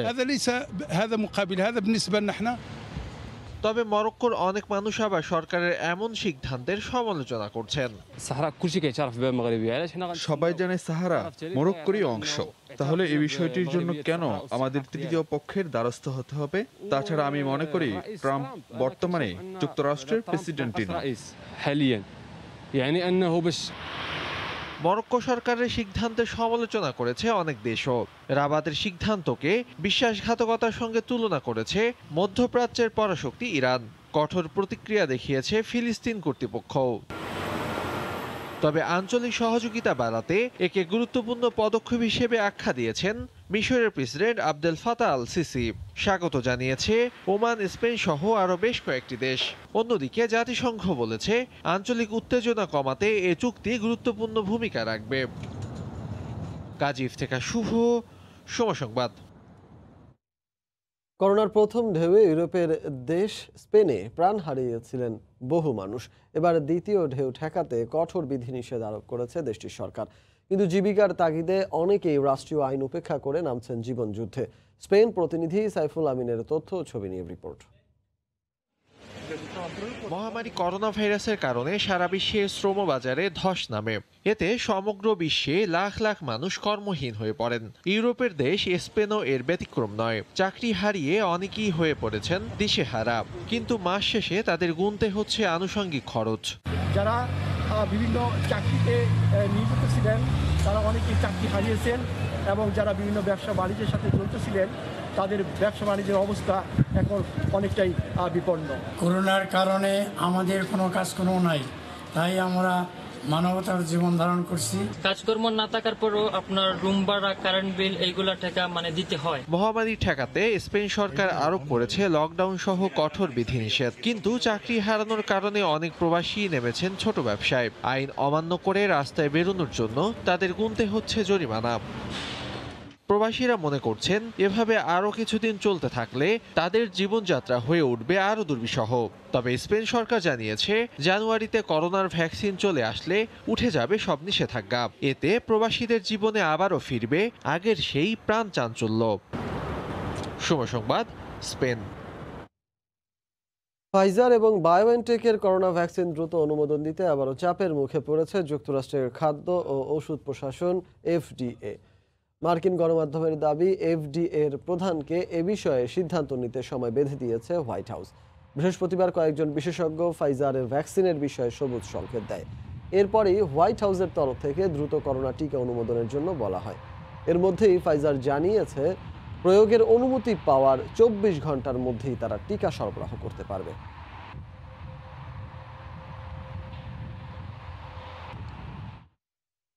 করোনা ভাইরাসে যুক্তরাষ্ট্রে বাড়ছে আক্রান্ত ও মৃতের সংখ্যা। সেই সঙ্গে দেশটিতে হাসপাতালগুলোতে আবারও বাড়ছে রোগীর সংখ্যা।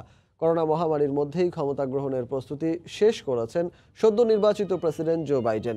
এর মধ্যেই বাইডেনের জয় পাওয়া 4টি অঙ্গরাজ্যের ভোটের ফল বাতিলের জন্য ডোনাল্ড ট্রাম্পের আবেদন খারিজ করে দিয়েছেন মার্কিন সুপ্রিম কোর্ট। এসব বিষয়ে আরও খবর জানাতে এই মুহূর্তে নিউ ইয়র্ক থেকে আমাদের সঙ্গে সরাসরি যোগ দিচ্ছেন সহকর্মী হাসানুজ্জামান সাকি।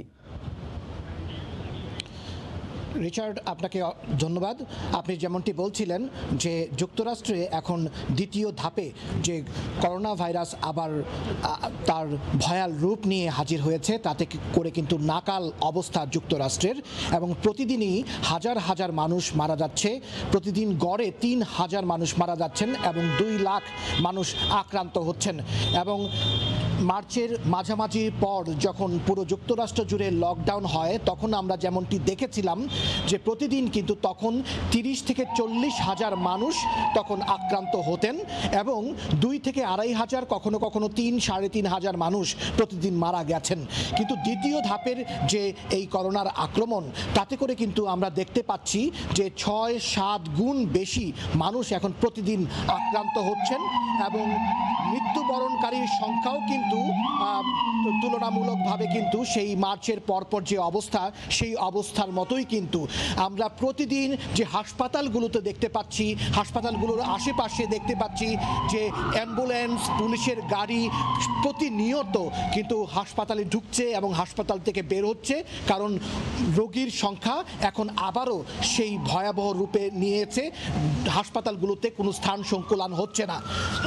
এমন একটি অবস্থায় যে আসার কথা সেটি হচ্ছে যে গতকাল বৃহস্পতিবার এফডিএর যে মিটিং হয়েছে সেই মিটিংয়ের যে অ্যাডভাইজারি প্যানেল, সেই প্যানেল করোনা ভাইরাসের যে ভ্যাকসিন ফাইজার আবিষ্কার করেছে সেই ভ্যাকসিনের অনুমতি দেওয়া হয়েছে এবং সেটি এখনও পূর্ণাঙ্গ অনুমতি এখনও মেলেনি।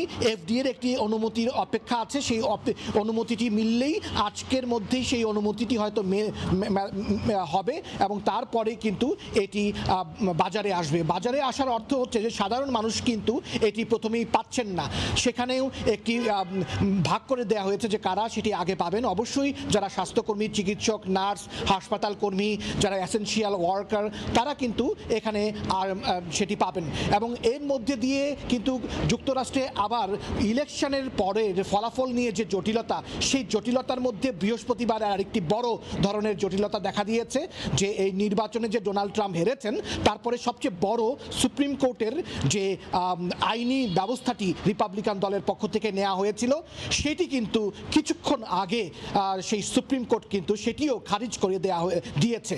তো এইসব সামগ্রিক বিষয় নিয়ে আমরা একজন অতিথির সঙ্গে কথা বলবো। তিনি একজন সমাজ বিশ্লেষক, তিনি একজন রাজনৈতিক বিশ্লেষক, সাপ্তাহিক আজকাল পত্রিকার প্রধান সম্পাদক সিনিয়র সাংবাদিক মনজুর আহমদ। যারা মনজুর আহমদ, আপনি একটু আসবেন এবং আপনাকে আমরা একটু জিজ্ঞেস করতে চাই প্রথমেই যে এই যে আজকে সুপ্রিম কোর্ট যে খারিজ করে দিয়ে এলো একটি বড় আবেদন, সেটি আপনি কিভাবে দেখছেন? আসলে এইটাই একবারে সবচেয়ে স্বাভাবিক ঘটনা যে এটা খারিজ হয়ে যাবে। যখন ট্রাম্প শিবিরের পক্ষ থেকে এই ধরনের উদ্যোগ নেওয়া হচ্ছে, সারা আমেরিকার লোক বিস্মিত হয়েছে যে একটা প্রমাণ তারা দেখাতে পারছে না। এর আগে তারা অন্তত 50টা মামলা ছোটোখাটো কোর্টে যেগুলো করেছিল সেগুলোতে হেরেছে, কিন্তু ট্রাম্পের লক্ষ্য ছিল সুপ্রিম কোর্টে যাওয়া। সুপ্রিম কোর্টে 9 বিচারপতি 6 জনই রিপাবলিকান। সুপ্রিম কোর্টে কোনো মতে এটাকে নিতে পারলে ট্রাম্পের ধারণা যে তার পক্ষে তারা রায় দেবে, কিন্তু আসলে আদালত এখানে তো সবার জন্য বিচার সমান। যেখানে একটি প্রমাণ তারা দাখিল করতে পারেনি, লোয়ার কোর্টগুলো থেকে সবগুলো রিজেক্টেড হয়েছে, সেখানে সুপ্রিম কোর্ট কোন যুক্তিতে এই মামলা গ্রহণ করবে এটা নিয়ে একটা প্রশ্ন সবার মধ্যেই ছিল এবং মানুষের এই ধারণাটাই খেটে গেল। এইটাই বাস্তবে রূপ নিল যে না, সুপ্রিম কোর্ট তাদের এই আবেদনটা, এই আর্জিটা গ্রহণ করেনি। কিন্তু পানি যা ঘোলা করা সেটা তো ট্রাম্প এবং তার পক্ষের লোকেরা, তার শিবির করেই চলেছে। ট্রাম্প বারবারই বলছেন সুপ্রিম কোর্ট একটা সুযোগ পেয়েছিল এদেশের সবচেয়ে জঘন্য একটি নির্বাচনী কলঙ্ক থেকে এই দেশকে রক্ষা করার সুযোগ সুপ্রিম কোর্ট পেয়েছিল। সুপ্রিম কোর্টের সেইটা সদ্ব্যবহার করা উচিত ছিল। ট্রাম্প বারবার একই কথা বলে যাচ্ছে যে তিনি হারেননি, তাকে জোর করে হারানো হয়েছে, কারচুপি করে হারানো হয়েছে, আসলে তিনিই জিতেছেন। আমি এর কোনো সমাধান বা আমি এটার কোনো যুক্তি দেখি না। এত অযৌক্তিক কেমন করে একটা মানুষ হতে পারে যে একটি প্রমাণ নাই, একটি সমস্ত গণনাই হেরে গেছেন, বারবার গণনা করেছেন, একেবারে ম্যানুয়ালি হাতে হাতে গুনিয়েছেন, কিন্তু কোনো জায়গা থেকে, এমনকি তার যে রিপাবলিকান সংখ্যাগরিষ্ঠ যে স্টেটগুলো আছে তাদের গভর্নর এবং অ্যাটর্নি জেনারেলদের সঙ্গে ট্রাম্পের দারুণ সংঘাত লেগে গেছে। জর্জিয়ার অ্যাটর্নি জেনারেলকে তিনি বলছেন যে সে হতে পারে রিপাবলিকান, কিন্তু সে হচ্ছে একটা অ্যান্টি পিপল লোক। জর্জিয়ার গভর্নর, লেফটেন্যান্ট গভর্নরকে তিনি ধমকি দিয়েছেন হ্যাঁ, তো কাজে এটা তো তাদের মধ্যেই এখন লেগে গেছে গোলমাল। এটা একটা অসম্ভব পর্যায়ে ট্রাম্প নিয়ে যেতে যাচ্ছেন। জনাব মঞ্জুর আহমদ, এর আগে আমরা দেখেছি যে স্থানীয় পর্যায়ে বিভিন্ন অঙ্গরাজ্যে এই ভোটকে চ্যালেঞ্জ করে মামলা হয়েছিল, সেখানে খারিজ হয়ে গেছে। গতকালকে বৃহস্পতিবারে একটি বড় মোটা দাগে সুপ্রিম কোর্টে মামলা করা হয়েছিল, আর্জি জানানো হয়েছিল, সেটিও আজকে খারিজ হয়ে গেছে। আপনার কাছে কি মনে হয় যে আগামী তো আর কয়েকদিন আছে, এর মধ্যে কি আর রিপাবলিকান শিবির আর বড় ধরনের কোনো আইনি প্রক্রিয়ায় যাবে? আমার মনে হয় না যে আর কোনো সুযোগ আছে, এবং এটা বিভিন্ন রাজনৈতিক মহল থেকে পরিষ্কার বলছে যে তাদের সব পথে এখন বন্ধ হয়ে গেল, তাদের পক্ষে আর সুযোগ নাই যাওয়ার। তারপরেও আমি শেষ খবরটি দেখলাম যে আবার যেন কি একটা আবেদন তারা তৈরি করছে, নিয়ে সেইটা নিয়ে তারা নাকি আবার যাবে সুপ্রিম কোর্টে। আমি শেষ খবর এটা দেখলাম, আমি জানি না সেটা কি এবং কোন আবেদন। জি, এই আইনি প্রক্রিয়ার এই খারিজ হওয়ার মধ্যেই আমরা জেনেছি যে রিপাবলিকান শিবির এবং ট্রাম্পের সমর্থকরা আগামীকালকে তারা একটি লং মার্চের আয়োজন করছে। তো যে পানি ঘোলা করার কথা বলছেন আপনি, পানি কিন্তু পরিষ্কার হচ্ছে না সহসা। না, হচ্ছে না। কালকে ট্রাম্পের সমর্থনে সাপোর্ট ট্রাম্প বাস মার্চ কালকে একটা করছে তারা জর্জিয়ার দিকে এখন সবার নজর। ওখানে সিনেটের দুটো আসনে পুনর্নির্বাচন হবে, কারণ সিনেটে ওখানে কেউই 50% উপরে ভোট পায়নি, কাজে এই রান অফ ওখানে আবার হবে। এই দুটি সিটের উপরে আমেরিকার ভাগ্য নির্ভর করছে। এই দুটি সিট যদি ডেমোক্র্যাটরা পায় তাহলে সিনেটে ডেমোক্র্যাটরা মেজরিটি হবে, যদি না পায় তাহলে রিপাবলিকানরা মেজরিটি হবে। কাজে এই সিট দুটোর উপরে খুব গুরুত্ব দিচ্ছে সবাই, এবং সারা আমেরিকা এখন এদিকে তাকিয়ে আছে। তো জর্জিয়ার দিকে আবার যাচ্ছে কালকে মার্চ করে, এবং ট্রাম্প বোধহয় আবার যাবেন জর্জিয়াতে তার ওই দুই প্রার্থীকে জেতাবার জন্য। এই অবস্থায় প্রেসিডেন্ট ইলেক্ট অর্থাৎ নবনির্বাচিত প্রেসিডেন্ট জো বাইডেন তিনি কিন্তু তার নতুন সরকার গঠনের প্রক্রিয়া কিন্তু শুরু করেছেন, এবং তিনি যে কর্মসূচিগুলো ঘোষণা করছেন, এবং বাংলাদেশি হিসেবে, অভিবাসী হিসেবে আপনার কাছে কি মনে হচ্ছে জো বাইডেনের সরকার কেমন হতে যাচ্ছে? জো বাইডেন খুব ভারসাম্য রক্ষা করে তার মন্ত্রিসভা করছেন, এটা প্রশংসিত হচ্ছে। আমি এখনো পর্যন্ত এমন একটিও মন্তব্য কোনো জায়গায় পাইনি এটার বিরুদ্ধে।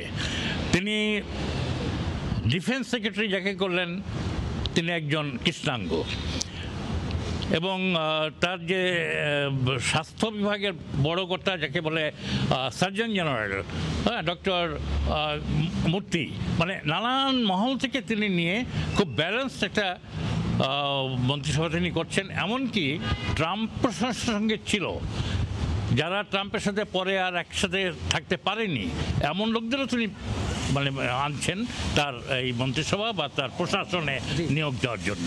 এটা খুব ব্যালেন্স হচ্ছে, এবং সবাই খুব এটার বিরুদ্ধে আমি কোনো মন্তব্য এখনো কোথাও করার কিছু পাইনি। জনাব মঞ্জুর আহমদ, এই অবস্থার মধ্যে দিয়ে কোভিড-19 আবার দ্বিতীয় ধাপে তার সেই ভয়াল রূপ নিয়ে এসেছে। আমরা দেখছি প্রতিদিন 3000-এর মতো মানুষ মারা যাচ্ছে, 2 লাখেরও বেশি মানুষ আক্রান্ত হচ্ছে। এর মধ্যে ফাইজারের ভ্যাকসিন আবিষ্কৃত হয়েছে এবং এফডিএর অনুমতি মিলেছে।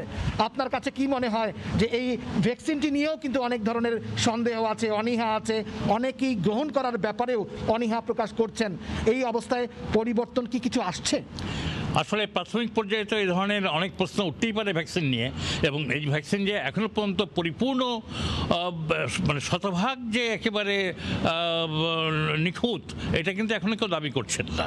কিন্তু এক জায়গা থেকে তো শুরু করতে হবে, এটা দিয়ে অন্তত মানুষের মনে এটা একটা বিশাল খবর যে করোনার বিরুদ্ধে, করোনাকে ঠেকাবার জন্য ভ্যাকসিন তৈরি হয়ে গেছে এবং এটা বাজারে আসছে। এটা একটা বিশাল খবর, এবং 1 বছরের মধ্যে এত দ্রুত আর কোনো সংক্রমণ রোগের ঔষধ এর আগে আর বের হয়নি। কিন্তু প্রথম দিকে তো অনেক অসম্পূর্ণতা থাকতেই পারে, ধীরে ধীরে হয়তো এটা আরও সম্পূর্ণ হবে, আরও ভালো হবে। তো এটা একটা খুব বড় খবর। এটার সবাই অপেক্ষা করে আছে যে কবে থেকে এটা দেওয়া শুরু হবে, এবং আশা করা যাচ্ছে যে এখন যে দ্বিতীয় পর্যায়ে যে করোনা সংক্রমণ প্রকোপটা শুরু হয়েছে, এই যে করাল গ্রাস কি সাংঘাতিক। 3 দিন আগে মারা গেছে 3390 জন, 339, হ্যাঁ 3300। তো এই যে মৃত্যুর হার এবং হাসপাতালগুলোতে রোগীর এই যে বিশাল ভিড়, এটা তো একটা ভয়ঙ্কর একটা চিত্র আমাদের সামনে। যদি করোনার এই ভ্যাকসিন এই মুহূর্তে আমাদের সামনে না আসতো তাহলে আমরা বোধহয় হতাশায় আমরা একদম শেষ হয়ে যেত। জি, আপনাকে অসংখ্য ধন্যবাদ জনাব মঞ্জুর আহমদ। জি রিচার্ড, আপনি শুনছিলেন যে হতাশা রয়েছে, কিন্তু তার মধ্যেও আসার কথা হচ্ছে যে ভ্যাকসিন আবিষ্কৃত হয়েছে এবং সেই ভ্যাকসিন যুক্তরাষ্ট্রের FDA যে স্বাস্থ্য অধিদপ্তর এবং সংক্রমণ রোগ বিশেষজ্ঞরা তারা সেটি কিন্তু অনুমোদন দিয়েছে এবং সেটি সুন্দরভাবে প্রয়োগ করার মাধ্যমে একদম সুশৃঙ্খল পন্থায় সেটি প্রয়োগ করার মাধ্যমে এই যুক্তরাষ্ট্রে যে লাখ লাখ মানুষ মারা যাচ্ছে, লাখ লাখ মানুষ আক্রান্ত হচ্ছে, তা কিছুটা হলেও রোধ করা সম্ভব হবে সেই দিকেই এখন তাকিয়ে আছেন সাধারণ মানুষ। সাধারণ মানুষের মধ্যে একটি প্রশ্ন যে কবে তাদের হাতে এই ভ্যাকসিনটি এসে পৌঁছাবে। এই একটি অবস্থা, করোনা অবস্থা চলছে, পাশাপাশি যুক্তরাষ্ট্রের নির্বাচন পরবর্তী ফলাফলের বিষয়ে সবিস্তারে আপনাকে জানানোর চেষ্টা করলাম। এই ছিল আমার কাছে নির্বাচনোত্তর ফলাফল এবং রাজনৈতিক পরিস্থিতি এবং করোনা পরিস্থিতির সর্বশেষ খবর। রিচার্ড, আপনাকে অসংখ্য ধন্যবাদ। যুক্তরাষ্ট্রের নির্বাচনী ফলাফল ঘোষণার পরবর্তী রাজনৈতিক পরিস্থিতি সম্পর্কে আমাদেরকে জানাচ্ছিলেন আমাদের সেখানকার প্রতিনিধি হাসানুজ্জামান সাকি। তিনি নিউ ইয়র্ক থেকে সরাসরি যোগ দিয়েছিলেন, পাশাপাশি তিনি তার সঙ্গে যে রাজনৈতিক বিশ্লেষকে আমাদের সামনে উপস্থাপন করছিলেন সেই জনাব মঞ্জুর আহমেদও বলছিলেন ট্রাম্প প্রশাসন যে রাজনৈতিক ফলাফল গ্রহণ করতে চাচ্ছে না বা তার পরবর্তীতে তারা কি ধরনের পদক্ষেপ নিতে চাচ্ছে তারই বিস্তারিত। পাশাপাশি করোনা পরিস্থিতির সবশেষ খবর, ভ্যাকসিন নিয়ে সর্বশেষ খবরাখবর হাসানুজ্জামান সাকি আমাদেরকে এতক্ষণ ধরে জানানোর চেষ্টা করছিলেন। ধন্যবাদ আপনাকে। শীতের দাপট বাড়তে শুরু করেছে দেশের উত্তরে। তীব্র কুয়াশার সঙ্গে হিমালয় থেকে আসা ঠান্ডা বাতাসে বিপর্যস্ত হতদরিদ্র ছিন্নমূল মানুষেরা। এর মধ্যেই আগামী সপ্তাহে শীত বাড়ার পূর্বাভাস দিয়েছে আবহাওয়া অফিস। রতন সরকারের রিপোর্ট আর ছবি তুলেছেন শাকিল মাহমুদ। পরিস্থিতি মোকাবেলার প্রস্তুতি নেই কিছু কিছু মানুষের জীবনে। ঘরবাড়ি নেই, স্টেশনের খোলা প্ল্যাটফর্ম বা অফিসের বারান্দায় থাকা ছিন্নমূল অপুষ্ট মানুষগুলোর শরীরে এখনই শীত অসহ্য। আপাতত পরনের কাপড়ের সঙ্গে বাড়তি ছেঁড়া কাঁথা, প্লাস্টিকের বস্তা দিয়ে রাত কাটালেও আগামী দিনগুলো নিয়ে বড় দুশ্চিন্তা তাদের। ঠান্ডাতে থাকি না, গাও কাপে কাপড় নাই, চোপড় নাই, চট বেশি স্টেশনে থাকি। ঠান্ডার জন্য এই কাগজ বেশি থাকা যায়, গা খালি থরথরে কাপে। অনেক ঠান্ডা আসে, ঠান্ডার মধ্যে মনে করেন ভালোভাবে আমরা থাকতে পারতেছি না, শীত দিয়ে দেখা যাইতেছে না। সামান্য সামর্থ্য আছে এমন মানুষগুলো ছুটছে শহরের পুরনো গরম কাপড়ের দোকানগুলোতে, কিন্তু সেখানেও চড়া দাম। কদিন থেকে প্রচুর শীত, আজকে আর প্রচুর শীতের কারণে আমরা পোশাক কিনতে আসছি এখানে আর কি। জিনিসের দাম অনেক বেশি, 50 টাকা জিনিস 100 টাকা চা। শীতের কাপড় কেনার জন্য আসছি, তবে শীতের কাপড় দেখতেছি অনেক দাম। বাতাসে জলীয় বাষ্পের প্রভাব, তাই তাপমাত্রা ওঠানামা করছে 12 থেকে 15 ডিগ্রি সেলসিয়াসের মধ্যে। এক সপ্তাহ পর পরিস্থিতি আরও অবনতির কথা জানালো আবহাওয়া অফিস। ভূমধ্যসাগর থেকে সাধারণত কিছু জলীয় বাষ্প আসার কারণেই মূলত যে ঘন কুয়াশাটার সৃষ্টি হয়েছে। বিদ্যুৎ শৈত্যপ্রবাহ এখনও শুরু হয়নি, এটা হয়তো আগামী এক সপ্তাহের মধ্যেই শুরু হবে। সামনের দিনগুলোতে তাপমাত্রা ফল করে ওইভাবেই শীতটা অনেকটা বেড়ে যাবে। প্রতি বছর গরিব মানুষের জন্য সরকারের প্রস্তুতি থাকে, এবারও আছে, কিন্তু এর বিলি বন্টন আগেভাগে না হওয়ায় ছিন্ন মূল্যের দুর্ভোগ বাড়ে। রতন সরকার, সময় সংবাদ, রংপুর। উত্তরের জেলা নীলফামারীতে জেকে বসেছে শীত, এতে বিপাকে পড়েছেন খেটে খাওয়া মানুষ। পাশাপাশি ঘন কুয়াশায় সৈয়দপুর বিমানবন্দরে বাধাগ্রস্ত হচ্ছে বিমান ওঠানামা। এই মুহূর্তে সৈয়দপুর বিমানবন্দরে আছেন সহকর্মী সাকির হোসেন বাদল, সরাসরি চলে যাব তার কাছে। বাদল। ধন্যবাদ রিচার্ড। হিমালয়ের পাদদেশের উত্তরের জেলা নীলফামারীতে ক্রমেই শীতের প্রভাব বাড়ছে। গত কয়েকদিন ধরে বাড়ছে কুয়াশা, তার সাথে রয়েছে হিমেল বাতাস। কুয়াশা আর হিমেল বাতাসের কারণে শীতের তীব্রতা ক্রমেই বৃদ্ধি পাচ্ছে। বিশেষ করে গত 2 দিন ধরে ঘন কুয়াশার কারণে সূর্যের মুখ দেখা যায় নাই, আর এছাড়া হিমেল বাতাস, এ দুটি মিলে শীতের তীব্রতা ক্রমেই নীলফামারী অঞ্চলে বেড়েই যাচ্ছে। ফলে এখানকার জনজীবন একেবারে বিপর্যস্ত হয়ে পড়েছে। আপনারা জানেন যে গত 2 দিন ধরে ঘন কুয়াশার কারণে নীলফামারী সৈয়দপুরে যে বিমানবন্দর আছে এই বিমানবন্দরে প্রতিদিন প্রায় 11টি ফ্লাইট উঠানামা করে। এই ফ্লাইটগুলি অনিয়মিতভাবে চলছে। বিশেষ করে গতকাল সারা দিন কোনো ফ্লাইট নামতে পারেনি। ফ্লাইটগুলি নেমেছে ঘন কুয়াশার কারণে সন্ধ্যার পরে। আপনাদেরকে আরেকটু জানিয়ে রাখি যে নীলফামারী অঞ্চল হচ্ছে প্রধানত কৃষি প্রধান এলাকা। এখানে নিম্ন আয়ের শ্রমজীবীর মানুষের সংখ্যাই অনেক বেশি। যারা এই সব শ্রমজীবী মানুষ যদি একদিন কাজ না করে তাহলে তাদেরকে পড়তে হয় চরম বিপদের মধ্যে। এই শীতের তীব্রতার কারণে এবং গরম পোশাকের অভাবে এই সব শ্রমজীবী মানুষেরা কিন্তু ঘর থেকে বেরোতে পারছে না, কাজে যেতে পারছে না। আর এদের মধ্যে অনেকেই কাজের বের হলেও বেশিরভাগ সময় শীতের কারণে তাদেরকে বসে থাকতে হচ্ছে। এছাড়া আপনি শীতের কারণে বেশিরভাগ সময় এই যে নিম্ন আয়ের মানুষের এইখানে শীতের বস্ত্রের প্রচণ্ড অভাব। তারা নতুন কাপড় বা নতুন গরম কাপড় কিনতে পারছে না। ফলে এই সব নিম্ন আয়ের মানুষেরা শীত বস্ত্রের জন্য পুরাতন যে শীত বস্ত্রের বাজার আছে সেখানেই দৌড়াচ্ছে। পুরাতন কাপড়ই তাদের, পুরাতন শীতবস্ত্রই তাদের একমাত্র ভরসা। এই জন্য দেখা যাচ্ছে যে শীতের যে পুরাতন বস্ত্রের বাজার আছে সেখানে প্রচুর লোকের সমাগম হচ্ছে। হাজার হাজার লোকের এই সব নিম্ন আয়ের মানুষের সমাগম ঘটছে এই বাজারে। এছাড়া আপনাদেরকে আরেকটু জানিয়ে রাখি যে নীলফামারীর ডিমলা এবং জলঢাকা উপজেলা, এই 2টি উপজেলা হলো মূলত চরাঞ্চল। এই সব উপজেলায় অভাবী মানুষের সংখ্যা প্রচণ্ড এবং এই শীতের কারণে, এই প্রচণ্ড শীতের কারণে এই সব এলাকার মানুষেরা প্রচণ্ডভাবে শীতে কাতর হয়ে আছে। এবং এই অঞ্চলের এই সব চরাঞ্চলের মানুষেরা, তাদের সাথে কথা বলে দেখেছি, তারা বলছে যে শীতের কারণে আমরা কাজে যেতে পারছি না, বাড়িতে বেরোতে পারছি না। যে প্রচণ্ড শীত, সারা দিনের প্রায় অর্ধেক সময়, কোনো দিন দুপুরে 12টা পর্যন্ত। এবং গতকাল আমি একটু আগে বলেছি যে গতকাল সারাদিনই ঘন কুয়াশার চাদরে ঢাকা ছিল পুরো নীলফামারী অঞ্চল।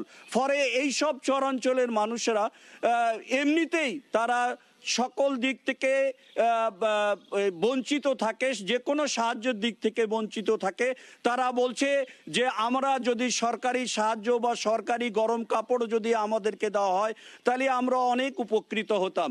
আমি প্রশাসনের সাথে কথা বলে দেখেছি, তারা এ পর্যন্ত নীলফামারী অঞ্চলে প্রধানমন্ত্রীর ত্রাণ তহবিলের দেওয়া প্রায় 30,000 কম্বল শীতার্তদের মাঝে বিতরণ করেছে।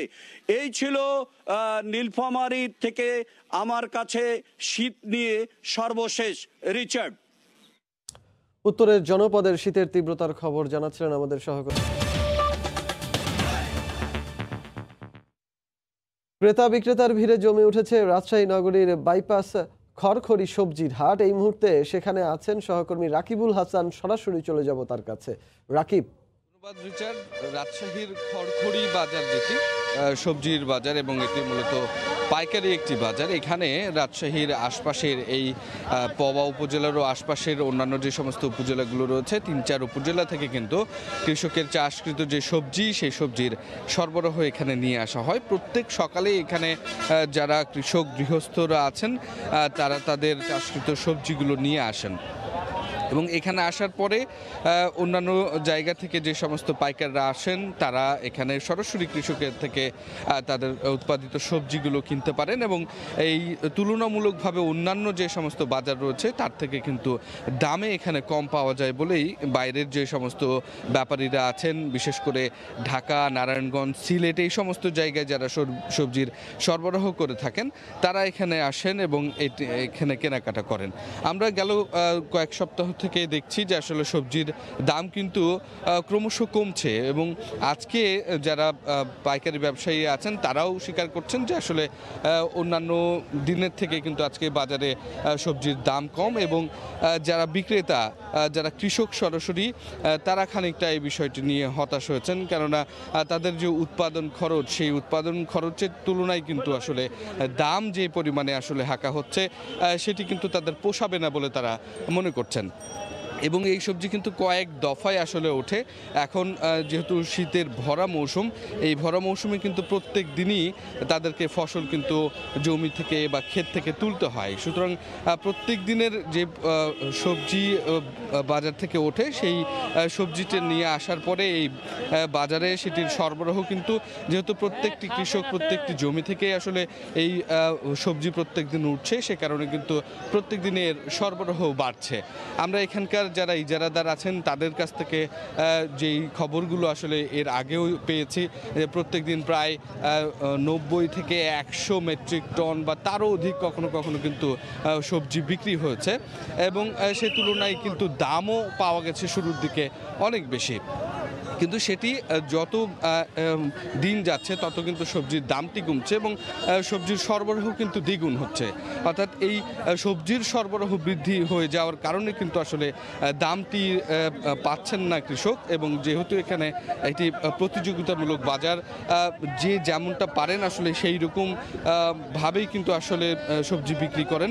সবজির মূল্য যেহেতু পূর্ব থেকে নির্ধারিত থাকে না, সে কারণে কিন্তু হাকডাকের মধ্য দিয়ে যার যেমনটা পোষায় সেভাবেই কিন্তু আসলে এই বাজারে এই সবজির সরবরাহ করা হয়। কৃষকের মধ্যে যে সমস্ত অভিযোগগুলো আসলে করছেন যে তাদের এই উৎপাদিত সবজি বারবারই কিন্তু আসলে প্রত্যেক বছরই যেটি হয় যে শুরুর দিকে তারা কিছুটা দাম পেলেও পরবর্তী সময়ে উৎপাদন বাড়তে থাকলেও সেগুলো কিন্তু আসলে তারা দাম পান না। অর্থাৎ যেই উৎপাদন আসলে খরচ যেটি হয় সেটি কিন্তু হয়েই যায়, কিন্তু পরবর্তীতে তারা স্বল্প সময়ে দাম পেলেও একটা দীর্ঘ সময় ধরে কিন্তু সবজির দামহীন থাকে এবং এই কারণে এখানকার যারা কৃষক রয়েছেন বা এই সবজি সংশ্লিষ্ট যারা রয়েছেন তারা বলছেন যে আসলে মৌসুমি এই সমস্ত যেই সবজিগুলো আছে সেগুলো সংরক্ষণের জন্য যদি কোনো ব্যবস্থা করা যেত, স্থানীয় কৃষি সম্প্রসারণ অধিদপ্তর বা সংশ্লিষ্ট যারা আছেন তারা যদি এটি করতে পারতেন বা এটি কোনোভাবে যদি দেশের বাইরে রপ্তানি করা যেত সেক্ষেত্রে আসলে কৃষক লাভবান হতো বলে তারা বলছেন এবং এটি একটি অনেক বড় সম্ভাবনাময় একটি ক্ষেত্র বলেও তারা কিন্তু আমাদেরকে জানাচ্ছেন এবং কৃষক নেতা যারা আছেন তারা বলছেন যে এই ব্যবস্থাপনাটা যদি করা যায় তাহলে আসলে অনেক বেশি লাভবান হবেন কৃষক এবং এর মধ্য দিয়ে কিন্তু স্থানীয় যে অর্থনীতি বা যে কৃষি অর্থনীতি সেটিও কিন্তু অনেক বেশি সচল হবে এবং এখান থেকে কিন্তু কৃষক অনেক বেশি মুনাফা অর্জন করতে সক্ষম হবে। আজকের বাজারে আমরা লক্ষ্য করছি অন্যান্য সবজির সাথে আজকের বাঁধাকপি যেই সবজিটি আছে সেটি কিন্তু উৎপাদন অনেক বেশি এবং এখানে সরবরাহ অনেক বেশি। কিন্তু যদি আমি আজকের বাজার দরটি বলি সেই ক্ষেত্রে আসলে বাজার দরের তুলনায় কিন্তু এই দাম অন্যান্য দিনের থেকে আসলে অনেক বেশি কম। আমরা ফুলকপি বিক্রি হতে দেখেছি 10 টাকা কেজি দরে এবং বাঁধাকপি 17 টাকা কেজি।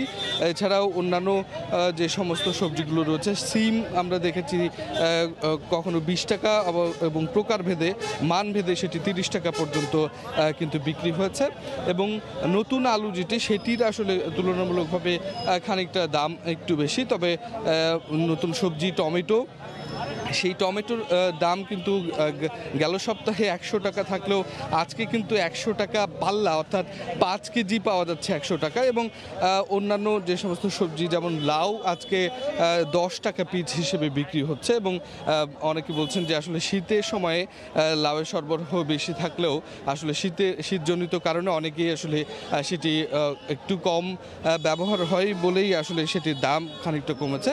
এছাড়া অন্যান্য যে সমস্ত সবজি রয়েছে যেমন মূলা বা হচ্ছে গাজর, সে মূলার দামটা খানিকটা কম থাকলেও গাজরের দাম পাচ্ছেন বলে কৃষকরা বলছেন। এছাড়া বাজারে একটা বড় হতাশা আছে পেঁয়াজ নিয়ে।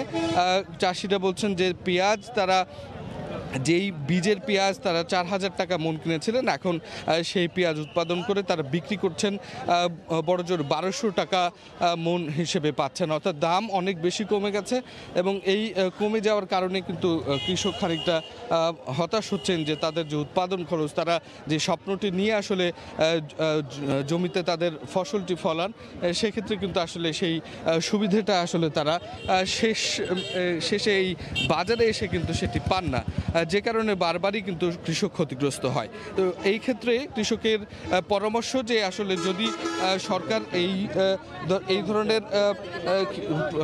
এই ধরনের সবজির ক্ষেত্রে আসলে যদি ভর্তুকি দিত কৃষককে এবং সেটি যদি আমদানি নির্ভরতা খানিকটা কমতো, তাহলে হয়তো কৃষক লাভবান হতো বলে তারা আমাদের কাছে জানাচ্ছেন। তো রিচার্ড, রাজশাহীর খড়খড়ি সবজি বাজার থেকেই ছিল আমার কাছে সর্বশেষ।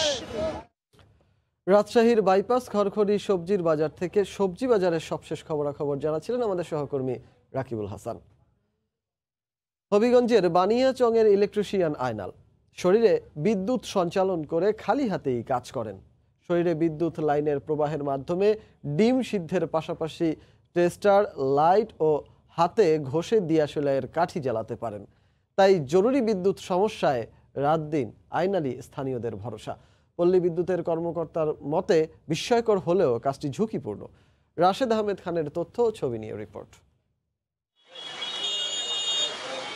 বিদ্যুতের তার স্পর্শ করলেই শরীরটাই যেন হয়ে যায় হাই ভোল্টেজ বিদ্যুৎ প্রবাহের লাইন। প্রবাহিত বিদ্যুৎ লাইনে সরাসরি খালি হাত দিয়েই কাজ করেন হবিগঞ্জের আয়নাল। কোথাও বিদ্যুতের কাজ করলেই শত শত উৎসুক জনতার ভিড় লেগে যায়। অনেকটাই বিস্মিত হয়ে দেখতে থাকেন এই মানুষটির বিদ্যুতের সাথে সখ্যতা। শুধু বিদ্যুতের লাইনেই নয়, শরীরের বিদ্যুৎ প্রবাহের মাধ্যমে ডিম সিদ্ধ করে ফেলেন। টেস্টার, লাইট ও হাতে ঘষে দিয়াশলাইয়ের কাঠি জ্বালাতে পারেন। বিস্ময়কর এসব কাজের জন্য তিনি জেলায় বিদ্যুৎ মানব হিসেবেই পরিচিত। 25 বছর বয়সে ইলেকট্রিশিয়ানের কাজ শুরু করেন আয়নাল। শুরু থেকেই স্বপ্ন দেখেন খালি হাতে বিদ্যুতের কাজ করা। মাত্র কয়েক বছরেই দুরূহ কাজটি রপ্ত করেন তিনি। 440 লাইন 220 লাইনে হাতে কাজ করতে পারি। আমার শরীর থেকে ডিম সিদ্ধ করতে পারি, মেজ জ্বালাইতে পারি, বাল্ব জ্বালাইতে পারি।